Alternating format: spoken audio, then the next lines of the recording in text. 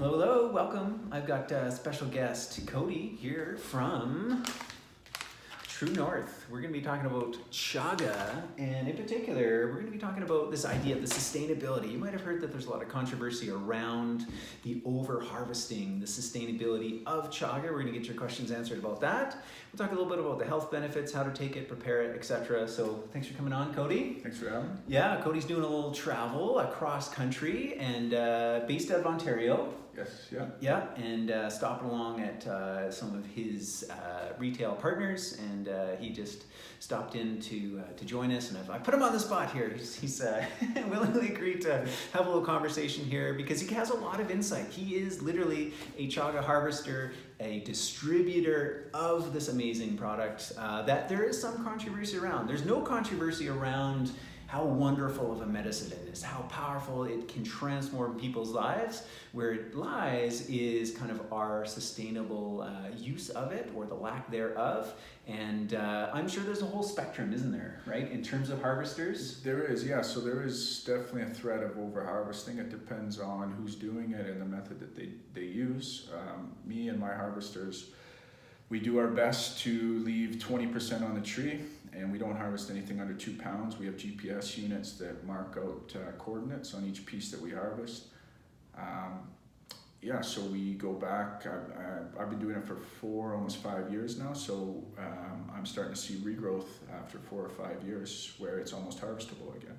So we do our best to keep track of each piece and yeah, keep tabs on its growth patterns. And I think just the more information that's given and the more tracking that goes into it, the more we can sustain it. Yeah, cool. And you mentioned also, like, is there a certifying body that kind of monitors and regulates that with you? Yeah, so EcoCert's organically certifying body, and they do an annual audit where they actually come out each year and they look at our GPS coordinates, and they'll do a walkthrough of certain parts of the forest where we harvest it from. So they're the third party who keeps tabs on us. I keep tabs on the harvesters, and it kind of goes down the line like that. So.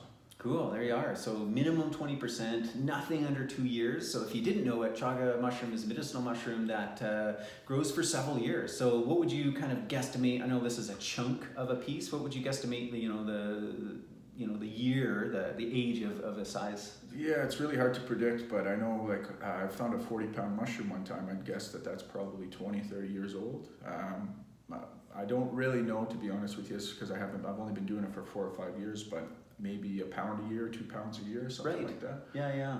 If I had to guess, yeah. Yeah, cool. So this is really, really important and definitely speaks to that whole sustainability issue. One other question I had for Cody, and again, being in the industry, this is the guy, this is the person that we can get more direct answers from versus like people writing articles and opinions. Oh, this is happening, and everyone like spreads it around.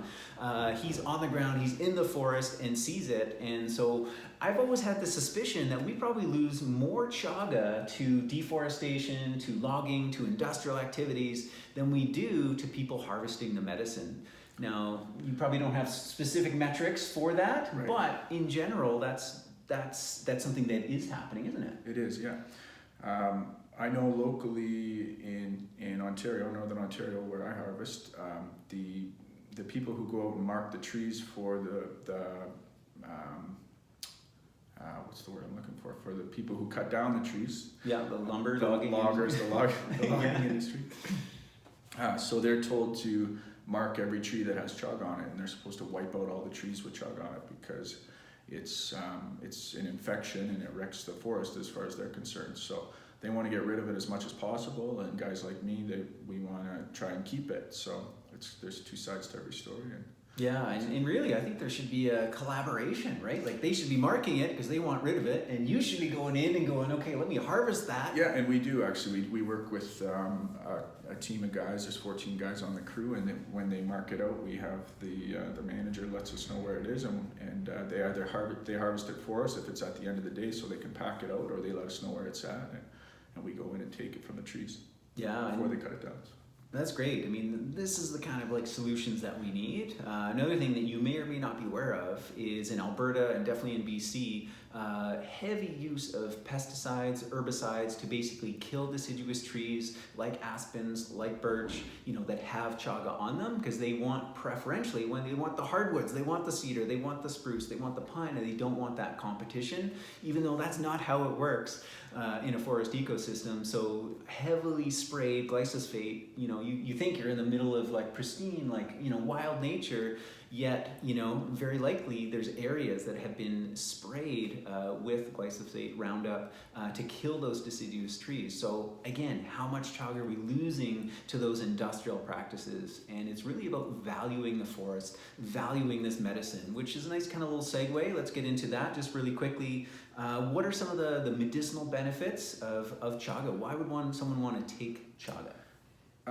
Well, for one, there's, I think it's maybe the most third powerful or concentration of antioxidants on the planet. I know there's SODs, it's superoxide dismutase. Yeah. There's polysaccharides, I think beta-glucan polysaccharides, which are antioxidants. Yeah. And I was reading one study where they measured it was the third highest concentration in chaga extract, I believe. It was one study.